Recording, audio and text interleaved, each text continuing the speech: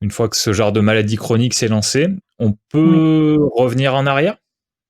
Alors, En dans traitant les les causes? maladies chroniques aujourd'hui, avec ce qu'on appelle l'allopathie, donc la prise en charge, occidentale de la maladie, D'accord, OK.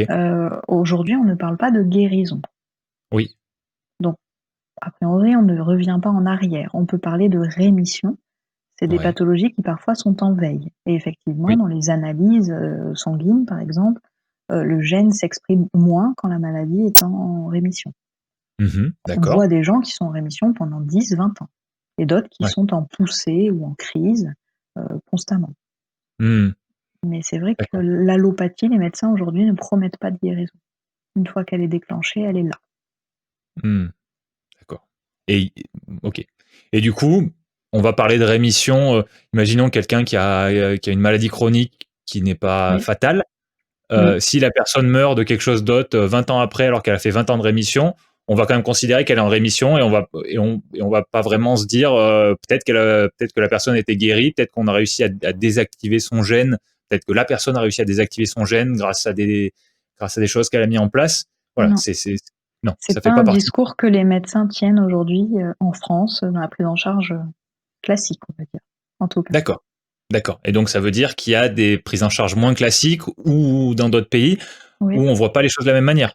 tout à fait. Il y a des prises en charge qui sont dites aujourd'hui les méthodes alternatives de soins, Oui. dont on Mmh. entend parler, comme par exemple une des plus connues aujourd'hui, l'acupuncture, qui est Oui. extraite de la médecine chinoise, où là, eux sont totalement capables de dire que, la maladie disparaît quand les marqueurs ne sont plus là et que la personne le vit bien et que, heu, effectivement, eux, ils travaillent sur des points, par exemple, du corps, Oui. heu, sur, alors en médecine chinoise, on appelle ça le qi, mais c'est l'énergie du corps.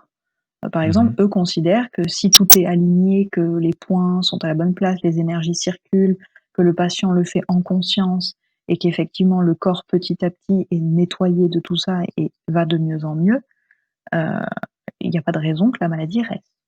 Donc ça, c'est Mmh. une vision très différente entre, la médecine occidentale et la médecine chinoise, par exemple. OK, mais moi, comme je le comprends dans ton explication, c'est que c'est moins une différence comment dire? De de vision de la santé et de la médecine qu'une différence de vocabulaire. Je m'explique, hem, les gènes qu'on a, on les Mmh. a toute notre vie. Oui, tout à fait. OK.